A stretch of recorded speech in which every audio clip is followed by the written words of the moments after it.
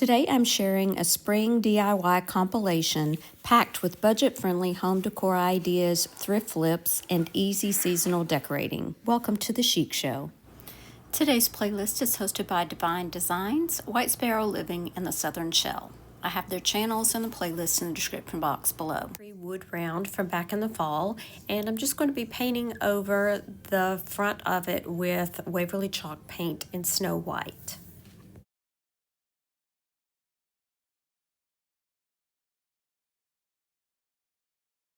The paint is completely dry. I'm going to be adding a coat of Mod Podge all over to the front, and I'm going to let that completely dry as well.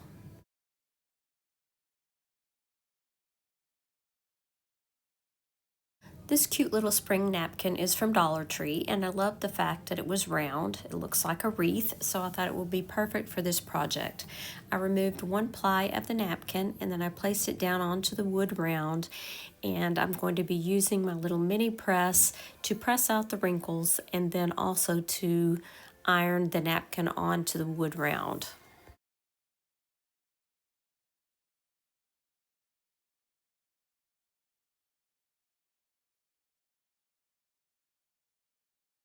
Placed a piece of Teflon between the iron and the napkin just to make sure I didn't get too rough with it and tear something. And the iron will actually reactivate that Mod Podge so that the napkin will stick. And then I'm just going to sand off the excess around the edges with my finger sander. I'm going to be adding this little Hello Spring cutout. I believe I got it from Pop Shelf maybe last year. And I'm just going to glue that to the front. I'm not going to paint it or anything. I like the natural wood color. And then I'm going to add the hanger to the top. And I'm just using some white beads.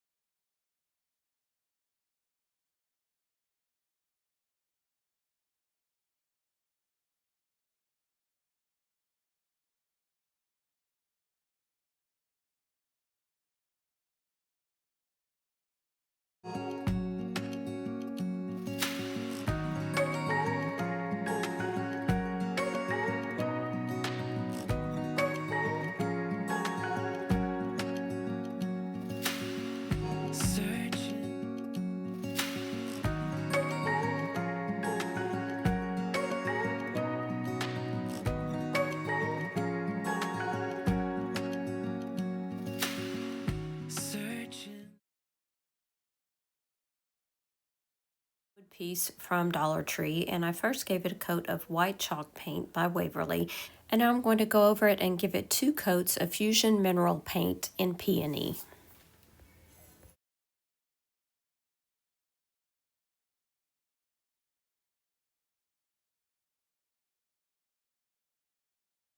This little decoupage paper is from Sonnet's Maker's Box from last year. It's painted by Connie at the Painted Photographer, and I'm just using a wet paintbrush to go around the part that I want to decoupage onto my square. And then I'm going to tear it, and it's going to leave a nice little jagged edge around the whole flower pot. I'm using liquid patina to adhere the decoupage paper down to the front of the square.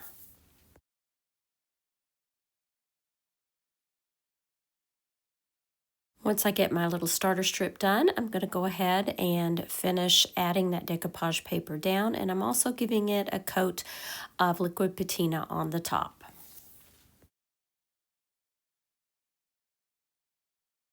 This is a rub-on transfer from Redesigned by Prima, and I'm going to be cutting out parts of it to place these words all around the decoupage paper.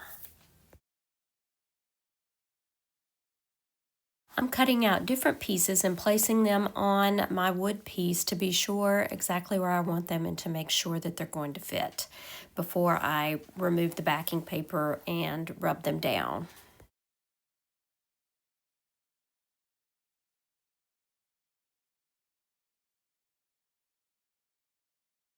And now I'll go back and fill in the sides.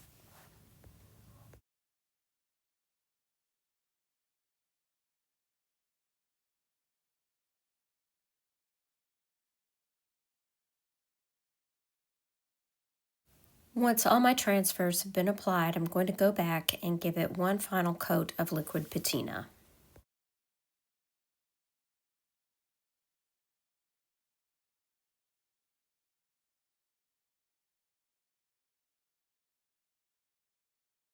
I think this is a very sweet piece, and I would love to know what you think.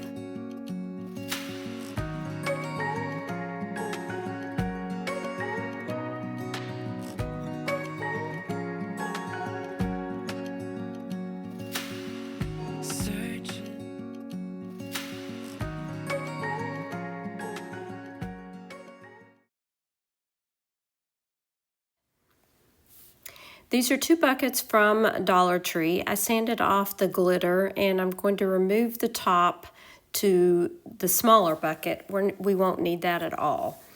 I painted both of them with Waverly chalk paint in plaster, and now I'm applying a clear wax with the dirty brush. And I did that actually accidentally, but it was a happy accident because it kind of gave it that rustic look that I was going to have to do later. So that's one step eliminated.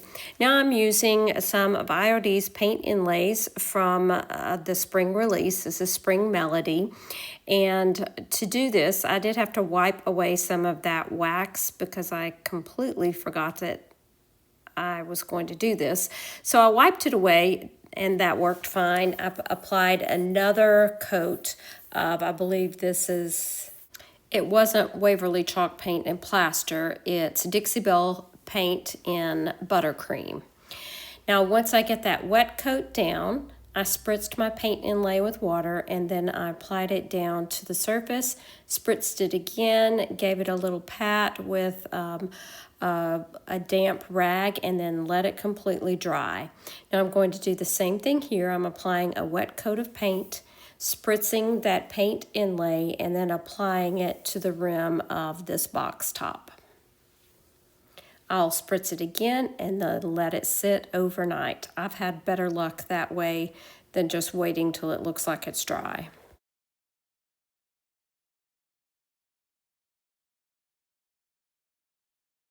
And I'll do the same process for this last paint inlay that I'm applying to the front here.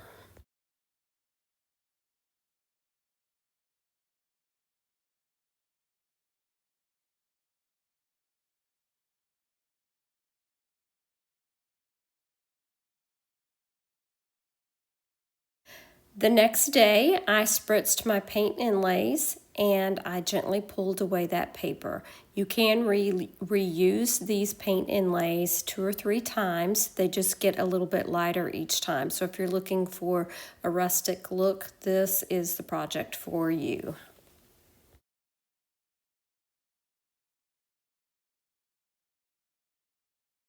And moving on to the bunnies.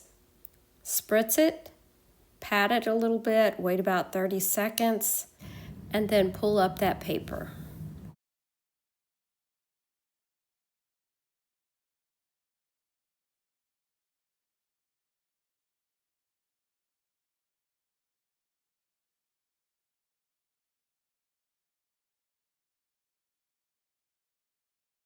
Now I waited till my paint inlay was completely dry, and then I went back with that same dirty brush and that clear wax and applied it around and over the top of the inlay. The inlay does need to be sealed, and since mine was completely dry, I was pretty comfortable brushing gently over the top of it. Of course, the brush wasn't quite as dirty as it was to begin with, so I added a little bit more of dark wax just to kind of blend in those 2 areas.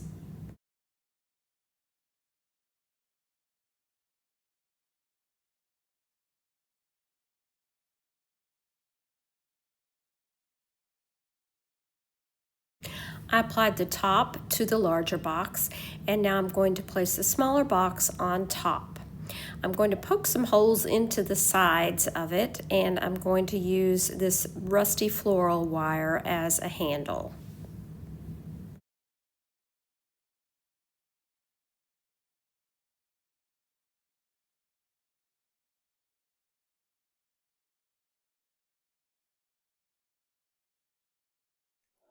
I feel like these need to be dirtied up a little bit more, so I'm going to be using some old brown eyeshadow and a soft bristle brush. I'm just using a circular motion around the bottom and top of the box so that it has a little bit more of an aged look. And then I'm going to go back with another makeup brush and just brush off any excess. Now it's time to fill the top little box with eggs. So I placed some brown paper in the bottom of it just as a filler, some green moss on top, and then some of my favorite Easter eggs.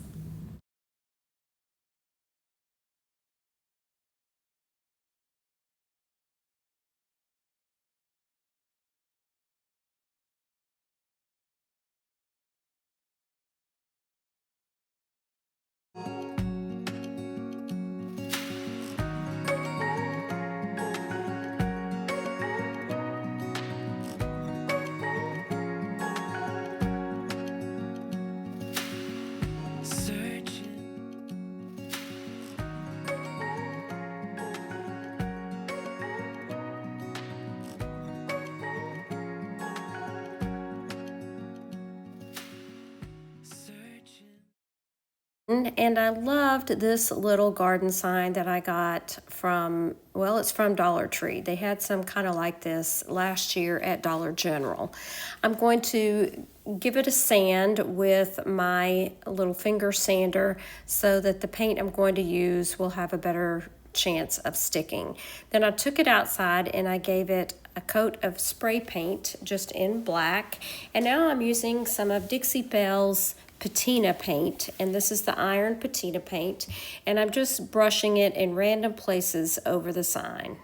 Once that paint has dried, I go back over it again because the patina spray needs to be applied to the wet paint. So one coat is dry, the next coat is wet, and I'm spraying on the patina spray. And I made a couple of other patina sprays as well to see if they would work. The patina spray I have is green. I made one using salt and vinegar and some blue paint, and then salt and vinegar and some yellow paint to see if I could get some other shades of rust, if you will.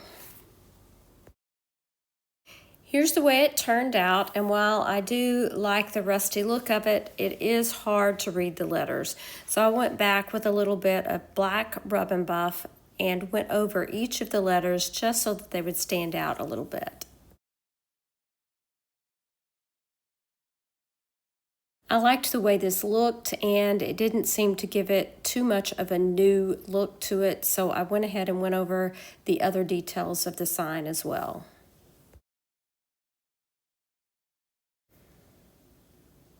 I used a piece of rusty floral wire to hang the sign, just fed it through the original holes at the top, twisted it around, and this little garden sign was ready to be hung.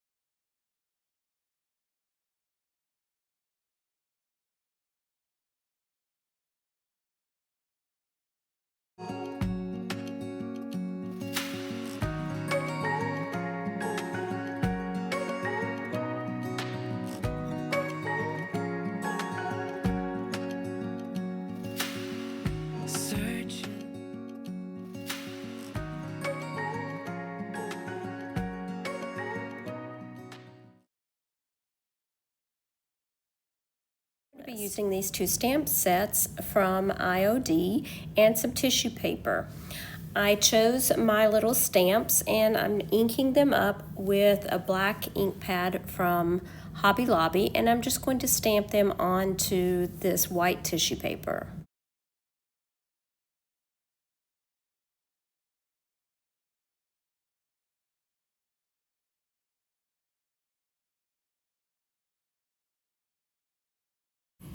Using a little bit of water, I'm brushing around each of these little labels, and then I'm going to tear around the edge so that there's not a harsh line.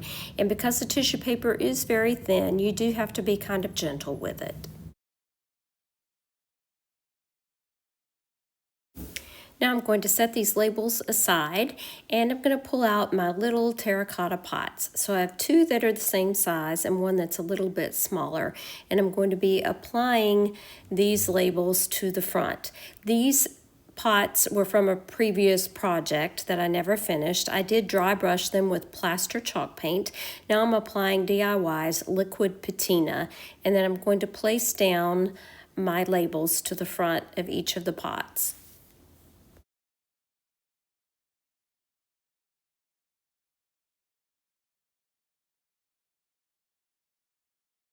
And also, as you see, after I've placed down the label, I do go over it again with more liquid patina. This helps to smooth out any wrinkles and also helps to seal that tissue paper down. And you can't even see it. It looks like it's printed right onto the piece. Now, as they say, hindsight is 20/20. I wanted something printed onto this label, and I'm going to be using some little stamps, which I should have done before I placed the label down.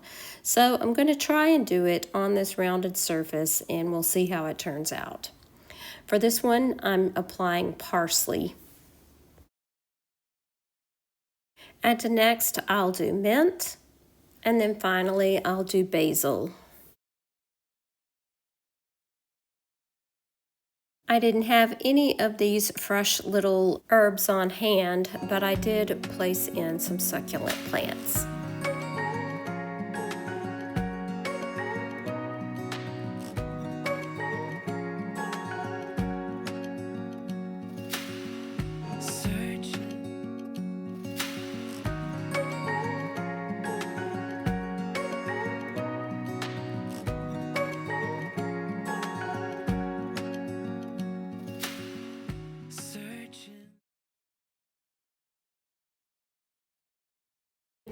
That I picked up at the Goodwill bins, I believe, but it was originally from Target. Even though it's nice and pretty, all white, I want it to make it look like it has been sitting out in the weather. So I'm using some of DIY's liquid patina iron paint, and I'm just brushing it onto the edges of all the bottom part and then also along the top part. And with this patina paint, you put one coat on and then you go back and add a second coat after the first coat is completely dry. Then with that second coat, you apply the patina spray. And the patina spray I have is the green spray. Now that I've added my second wet coat, I'm going to go ahead and spray that paint with the patina spray. After this, I will just let it dry and let it do its thing, and it gives this magical rusty appearance.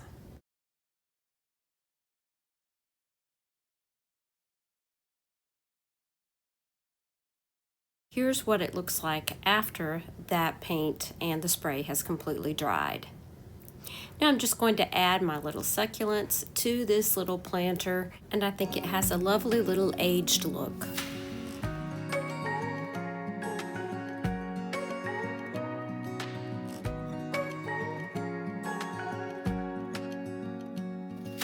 I hope the Spring DIY compilation inspired you to create beautiful, budget-friendly home decor. Don't forget to like, subscribe, and share for more spring decorating ideas. If you're looking for more videos to watch, be sure and check out the playlist and our host channels in the description box below, or watch this video right here. Thanks so much for watching. Remember to share the chic. Bye now.